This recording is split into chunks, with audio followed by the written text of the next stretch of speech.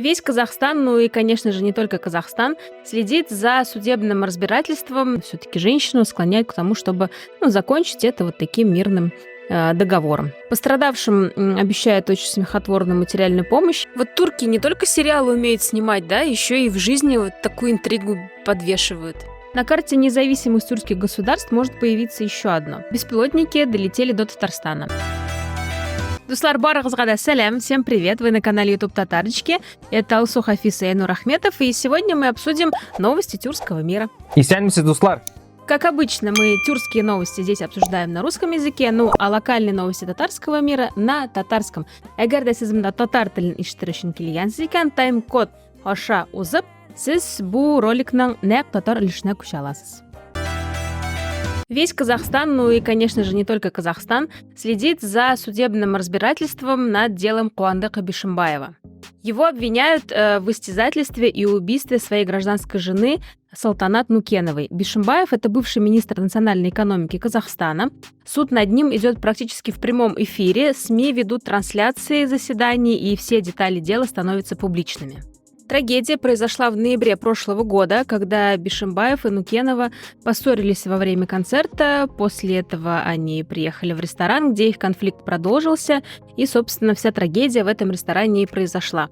Надо отметить, что ресторан принадлежит дальнему родственнику Бишимбаева, который сейчас тоже проходит в рамках дела подозреваемым. Как считает следствие, Бишимбаев жестко ударил девушку, наносил удары кулаками по голове, пинал ее, и она получила вследствие всего этого черепно-мозговую травму и скончалась. Прежде чем вызвать скорую помощь, по версии следствия, Бишимбаев пытался скрыть следы преступления, удалить видео с камер наблюдения, отвести телефон Нукеновой в какое-то другое место, чтобы невозможно было по геолокации вычислить, где она была, и тем самым пытался обеспечить себе алиби. Также отмечу, что и прокурор, и судья, которые работают над этим делом, женщины. Алсу, действительно, мне кажется, это какая-то вот за мою, вот то, что у меня есть в памяти, за мою жизнь, это, возможно, вообще самое яркое судебное дело, которое вот разворачивается в русскоязычном информационном поле. Понятно, что оно локально в Казахстане, но вот для примера открываешь ТикТок, открываешь рилсы, открываешь шорты, очень много рилсов на эту тему.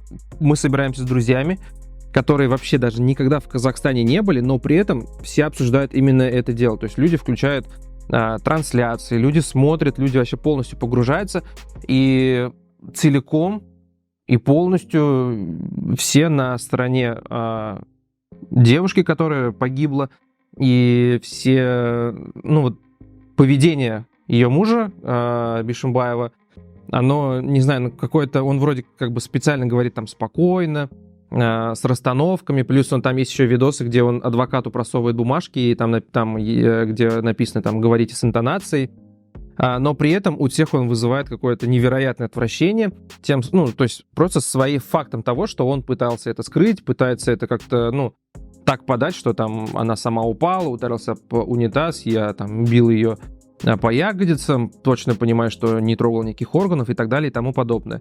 И вот резонанс этого дела, он какой-то, действительно, вот я не помню такого. Помнишь ли ты какое-то подобное дело, которое было бы настолько резонансным и громким? Во-первых, про отвращение, по-моему, по-другому невозможно относиться к людям, которые намеренно убивают других людей.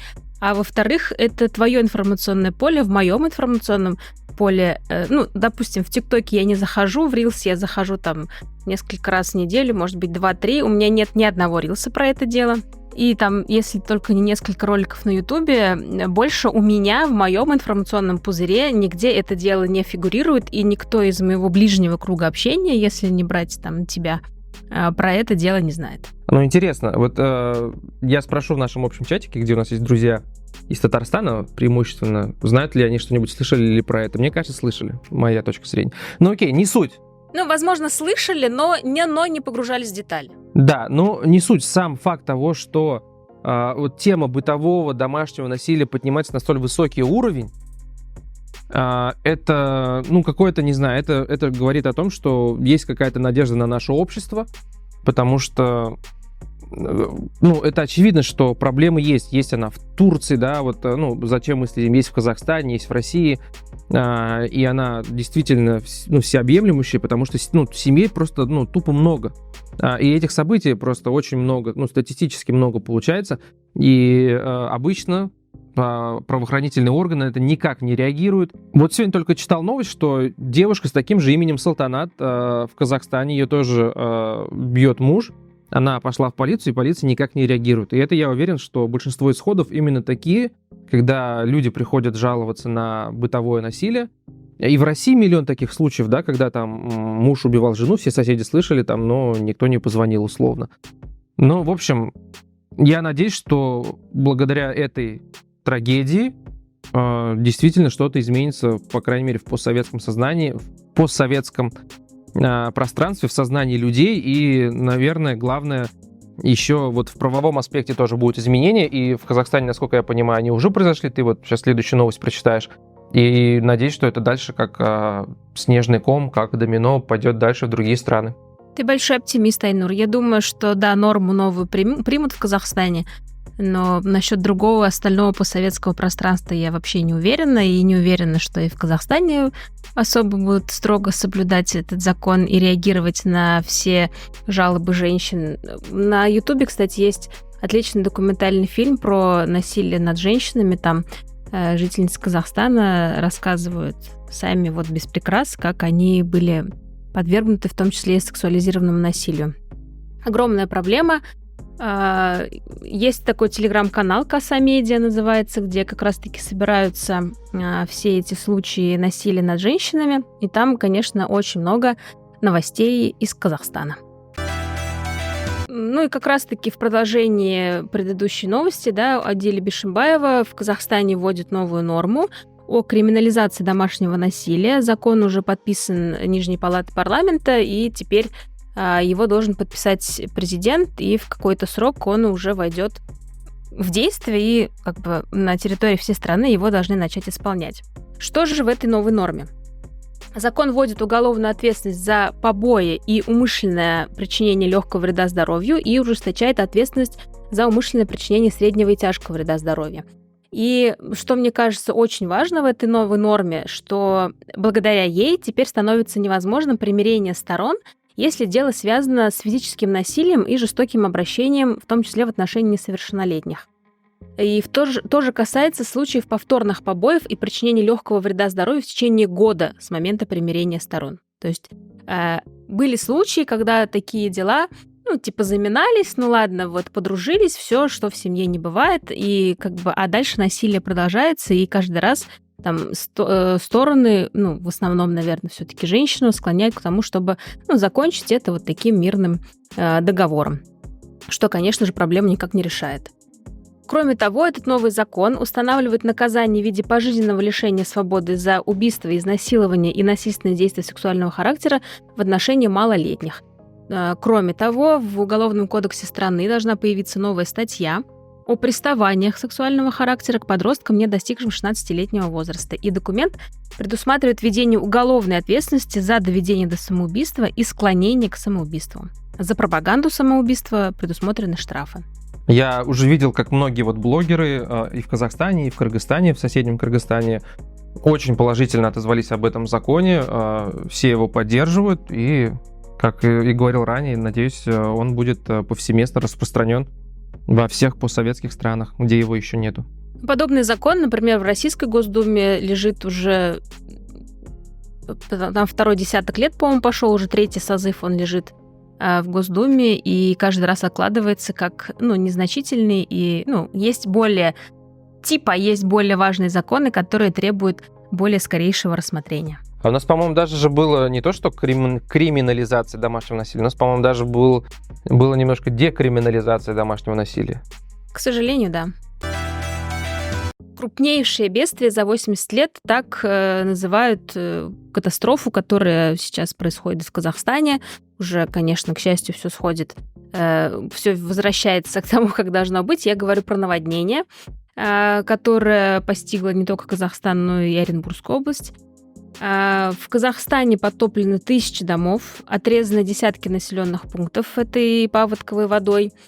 Более 60 населенных пунктов сейчас как бы отрезаны от такого большого мира, и почти 100 тысяч жителей населения эвакуированы из своих мест проживания, которые сейчас превратилась просто в зону бедствия. Атырауская область вошла в число регионов, которые пострадали больше всего. Уже приходят новости, что пик паводков прошел, и как бы вода все-таки уходит. Про Атырау тоже такая... Почему-то меня это задело, не знаю почему. Неделю назад, по-моему, или чуть больше, в татарстанских СМИ прошла новость, что прекращены полеты из Казани в Атырау. А есть прямой рейс, который связывает эти два города. Но при этом в причинах не написано, почему они прекращены. То есть просто прекратили летать самолеты, но мы вам скоро сообщим, когда все вернется на круги своя. Почему-то, не знаю, меня это задело, и непонятно, почему бы не указать причину, почему самолеты вдруг перестали летать.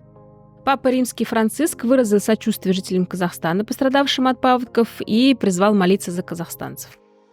Такое же бедствие постигло и Орск, и теперь уже и Оренбург. В Орске из-за паводковых вод плотина не смогла сдержать реку Урал, и как бы река затопила старую часть Орска, которая находится в низине.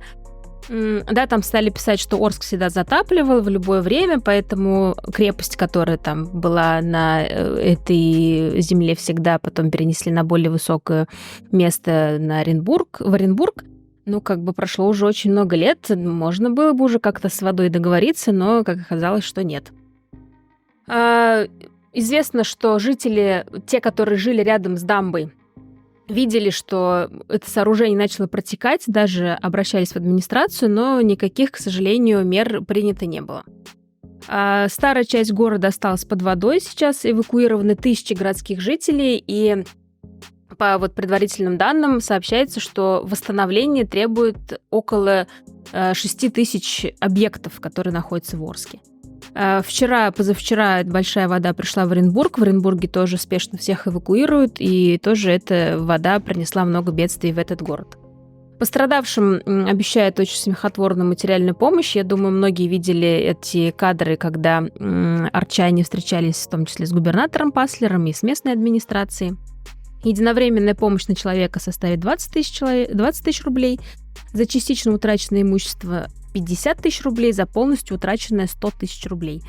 Как может 100 тысяч рублей компенсировать полностью утраченное имущество, которое человек, семья наживала десятками лет, у меня в голове не помещается.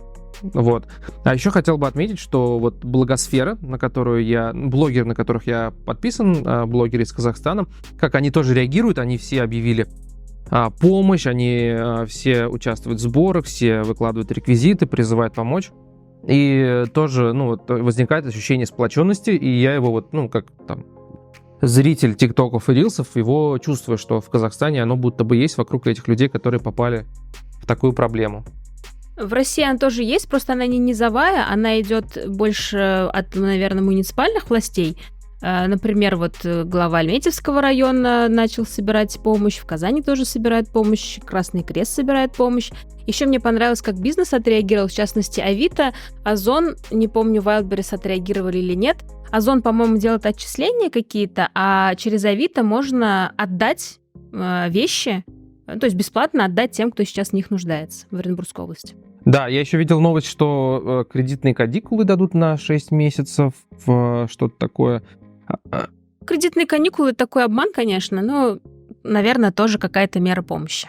Да, учитывая, что закредитованность населения очень высокая, возможно, кому-то... Я просто видел как раз тоже такую заметку, что люди, у которых пропадает все имущество, они, причем Орск, это же не супер богатый город, то есть там, наверное, такое среднестатистическое, какое-то медианное население России живет, и, значит, оно, скорее всего, в кредитах, и у них пропадает все имущество, но при этом остается кредит, и они начинают, не с нуля, а начинают даже с минуса, то есть, с такой логикой. Угу.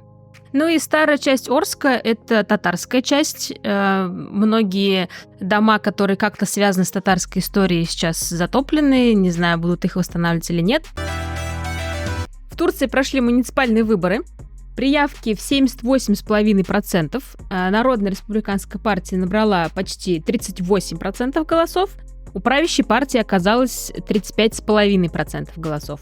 Оппозиция одержала победу в крупнейших городах, в том числе в Анкаре, в Стамбуле и в Измире. Народно-республиканская партия – это старейшая действующая партия в Турции. Она придерживается кемалистского, левоцентристского толка. Наблюдатели связывают такие результаты, такие большие результаты оппозиции, высокие, с экономической ситуацией в стране. Я думаю, многие знают, что в Турции очень высокая инфляция, она достигла почти 70%, и, как ожидается, будет расти и дальше. Это по официальным цифрам 70%. Если смотреть по каким-то неофициальным, то там говорят и все 150, 200, и кто-то говорит даже больше. Вообще, да, то есть это удивительно, что вот до этого у нас были выборы президента, которые мы тоже здесь обсуждали, где там был вот второй тур, да, там буквально 50 с хвостиком процентов набрал Эрдоган, и вот сейчас оппозиция выигрывает, забирает крупные города, и то, что в Турции демократия, она так проявляется, и самое главное, Эрдоган тоже выступил и признал результаты этих выборов. Он сказал, мы проведем работу над ошибками, и избрался мэром Стамбула. Популярный имам Оглу, бывший тоже мэр Стамбула, и, кстати, Эрдоган тоже начинал с должности мэра Стамбула.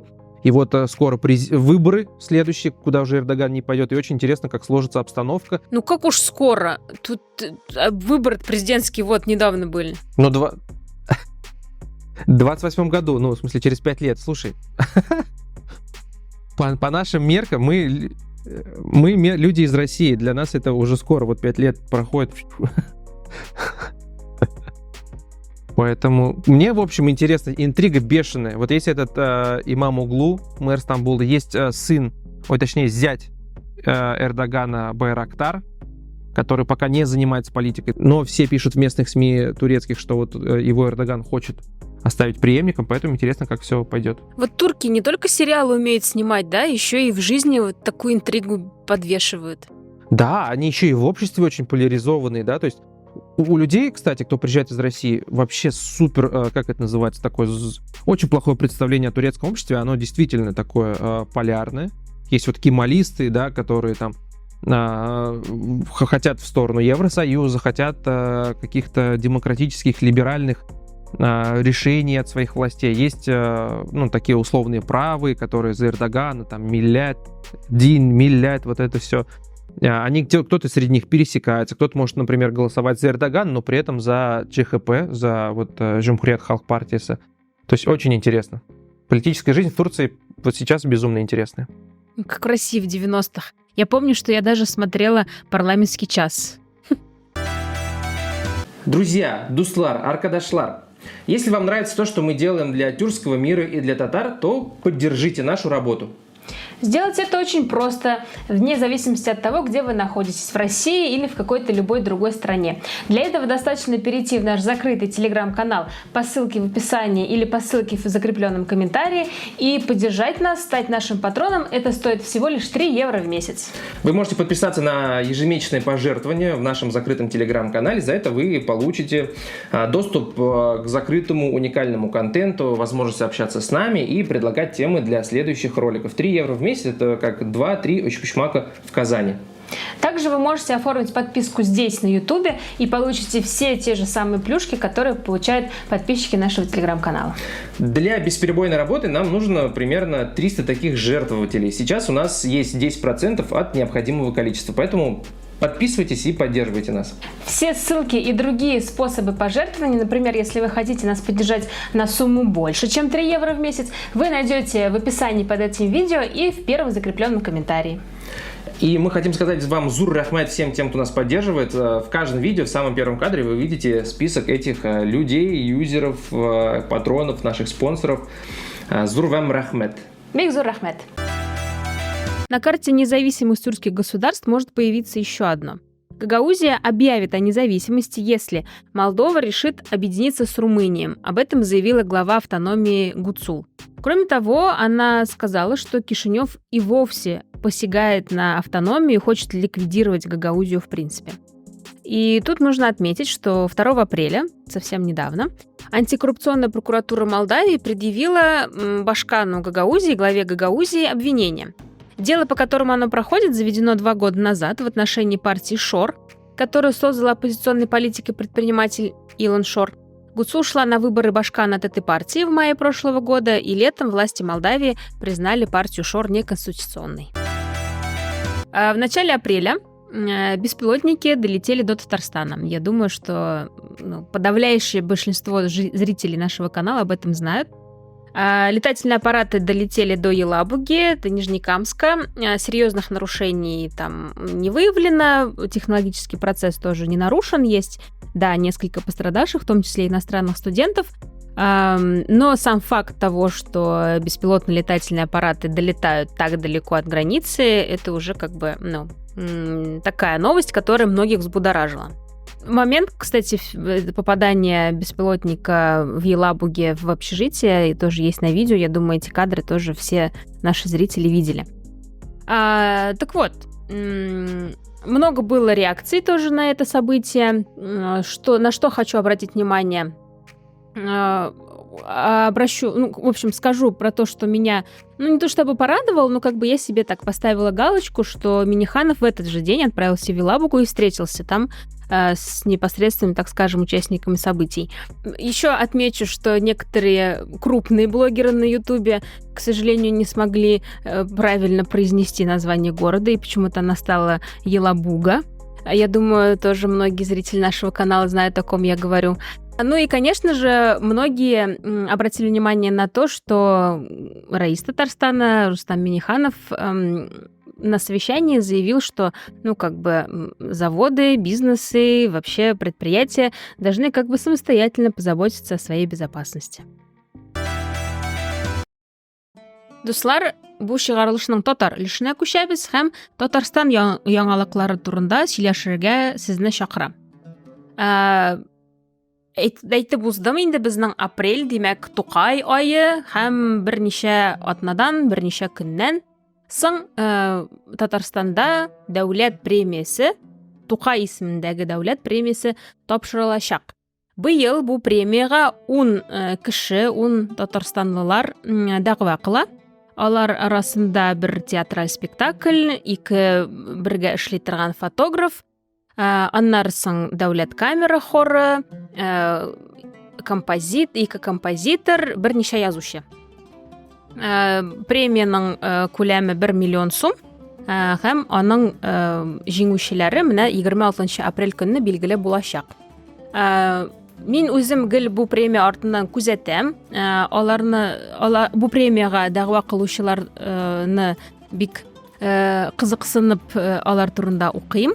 Менә быелны мин ел сайын бу премияга дәгъва кылучылар билгеле булгачтан җәмәгатьчелек алар турында фикер алыша. Һәм менә мин быел беренче тапкыр шундый фикер алышуда катнаштым. Катнаштым дип инде, шунда булдым инде, кеше фикер алышканда. Ул ничек уза? Мин театр һәм музыка өлкәсендә премияга дәгъва кылучылар турында фикер алышуда булдым. Дәгъва кылучы чыгып катнашучылар алдында үзе турында әйтә һәм аның группа поддержки килә һәм аның турында тоже яхшы сүзләр сөйли. Менә шулай уза ул һәм залдан берәр кеше тагын фикер әйтергә тели икән, ул да чыгып әйтә ала. Абсолютно беззубый чара. Чөнки һәр кешенең үз группа поддержки, әлбәттә каршы беркем дә килми. Нигә менә быелны сине чыгарлар бу номинантларга, син ул премияга туры килмисең, син ул исемлектә булырга тиеш түгел дигән әлбәттә берсе дә андый фикер белән чыкмый. Но минем менә бу шундый совковый кызык булмаган чара да быел менә шундый матур күренеш булды. Дәгъва кылучылар арасында Риф Гатауллин исемле композитор бар. Һәм ул хәвәскәрләрне бергә туплаган, бергә җыя торган композитор. Андый кешеләр бездә бик аз, чөнки хәвәскәрләргә шундый бик зур игътибар бирелми. Бездә классик композиторлар, шундый зур дәрәҗәле композиторларга зур игътибар бирелә, хәвәскәрләр ничектер читтәрәк кала. Риф абый ул хәвәскәрләрне җыеп, алар җырыннан төзелгән җыентыклар чыгарып, шундый эшләр белән маташа. Һәм аның группа поддержки ул шул группада булган инде бер кешесе, ул аның хатыны иде. Һәм Нәриф абый шулай басып тора халык алдында даими. Һәм аның янына сүз әйтер өчен аның хатыны чыга. Алар шулай бер-берсе белән кулга тотынышып, Риф абый әйтә: "Бу минем хатыным", һәм хатыны үз фикерен әйтә башлый. Ул шундый матур күренеш булды. Менә мин аны таба алмыйм, кызганыч интернетта. Ул чараның туры трансляциясе булды. Аны ничектер әлегә интернетка чыгармадылганнар бугай. Мин аны табып, үз каналымда урнаштырырмын. Сез дә карарсыз.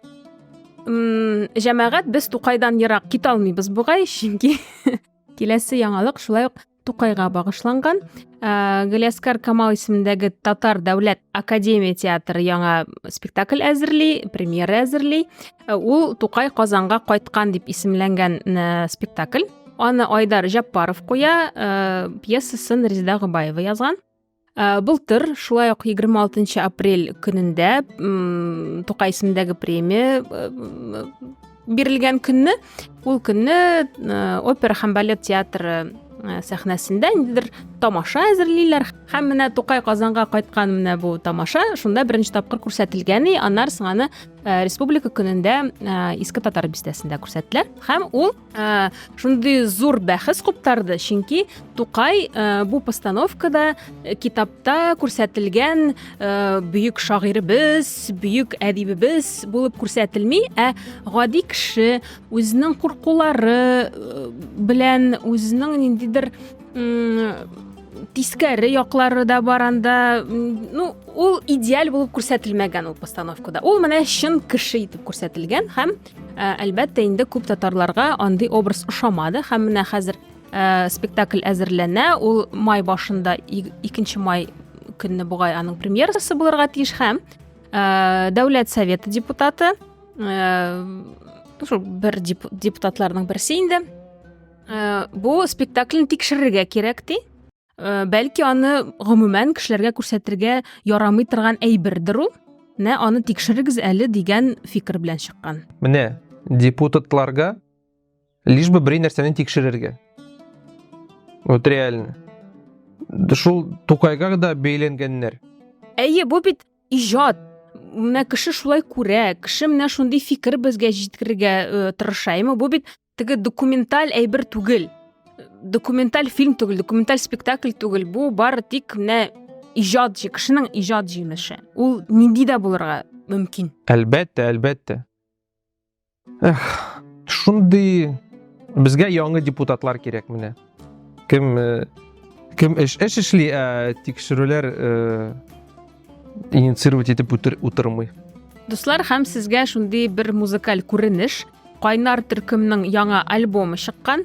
Сезгә аны тыңларга һич шиксез тәкъдим итәм. Бик кызыклы музыка һәм сезгә ошаган трекны да табырсыз бу берничә трек арасында дип өметләнеп калам. Бер тректа, анда фитта Адилә Әхмәтова да бар. Менә бу җырны тыңлап алыгыз. Аның исеме Әдәпсез вайб. Мин уже альбомны тыңлап чыктым. Миңа бик нык ошады. Мин менә әйтергә телим. Мин һәр төрле подкастларда, төрле чыгарылышларда әйтәм моны. Минемчә, менә Рәдиф Кашапов ул шул татар альтернатив музыкасы, татар альтернатив музыканың сәхнәсендә иң беренчедән продуктив, икенчедән минемчә иң недооцененный шундый җырчы, хәзер инде аның төркем, коллектив. Шуңа тыңлагыз. Менә Алсуның тәкъдимләренә мин дә кушылам. Тыңлап чыгыгыз бу альбомны. Яшәсен Рәдиф. Яшәсен Рәдиф. Алсу вообще Рәдиф Кашаповның фанат номер 1. Мин сейчас бар бит шундый этический вопрос, можно ли за других людей каминг-аут эшләргә? Вырезаем.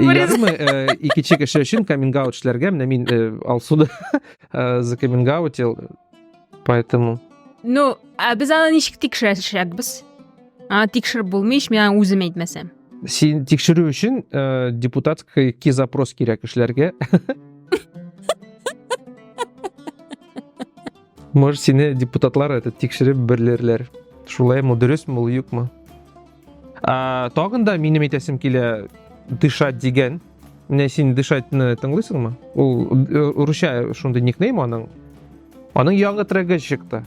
Мин аны үз ихтыярым белән тыңламыйм, ләкин ул кайдадыр менә мин кайдадыр булам һәм ул анда чыгыш ясый. Шунда мин аны тыңларга мәҗбүрмен. Ул да бер ниндидер кызык феномен, чөнки менә аның шундый бик күп акцент заманча биюдә. Шулай бит.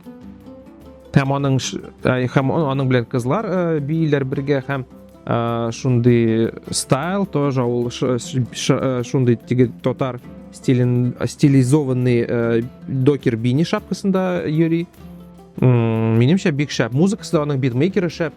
Ниләрнең Зәкәрия кызларының яңа альбомы чыккан Дус туган дип исемләнгән ул. Алар үзләре консерваторияны бетергән, фольклор белән шөгыльләнәләр һәм төрле татарлар төрле регионнарда яши бит инде. Шул регионнарда яшәгән татарларның төрле халык җырларын шулай ук заманча эшкәртеп бер альбом булып итеп чыгарганнар. Анда Нижгар татарлары җыры бар, Оренбур татарлары җыры бар, Кырым татарлары да бар бугай. Бик кызыклы альбом. Минем өчен бик кызыклы, чөнки мин этномузыканы гомумән яратам. Шәп. Еще минем бер бар хәбәр. Мин Исәнмесез дигән фильмны карадым. Миңа бик ошады. Ул хәзер YouTube'та. Миңа ошады. Ул YouTube'та ачык форматта кем тели кирип карагыз. Ошады? Сиңа ошамады? Миңа спектакль да ошамый, фильм да ошамый. Чөнки мин геройларны бөтенләй аңламыйм, аларның мотивацияләрен аңламыйм һәм аларның уйнауы миңа бер дә ошамый. Беренчедән, мин ничек уйларга кирәк? Татар фильмы чыкты. Шәп. Ул үзе бер бәйрәм. Шулай бит, көндә татар фильмлары чыкмый. Һәм теге елны менә чыкты Микулай, чыкты Бери да помни, ядәш. Һәм менә Исәнмесез шул ниндидер дулкыннарга YouTube'та кадр куйдылар. Ул уже, по-моему, 400 мең просмотр җыйды һәм отзывларда күп кешегә ошаган. Ну, бар инде шундый момент, без сиңа караганда без шундый гади кешеләр, әзрәк шундый быдлаватый безгә, без синең кебек шулай ниндидер югары дәрәҗәдә ниндидер иҗатлы әйберләрне күрмәгән. Шуңа бәлки безнең өчен Силә Айнур, силә. Тагын силә. Шуңа безгә ошыдыр. Миңа ошады. Бар һәр татар фильмның ниндидер проблемалары бар. Сценарийсында, бар персонажларның мотивациялары белән. Әмма әз генә күзләреңне ябасың менә шулай.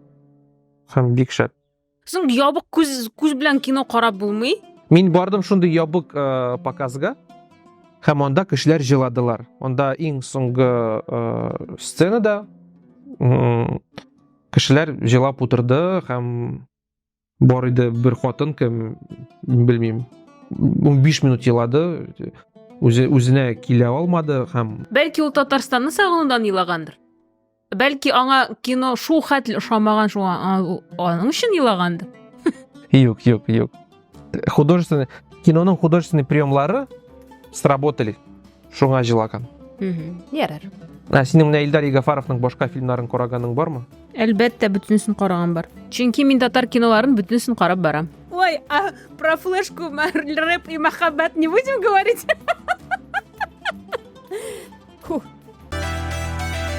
Дуслар, безнең белән булганыгыз өчен бик зур рәхмәт сезгә. Спасибо, что вы с нами. Спасибо, что досмотрели этот ролик до конца. Поставьте лайк этому видео, обязательно напишите комментарий, подпишитесь на этот канал, если еще не подписались, и отправьте это видео всем, кто интересуется тюркскими новостями Татарстана и хочет послушать татарскую речь, например. Сау булыгыз. Всем мира, здоровья, пока-пока.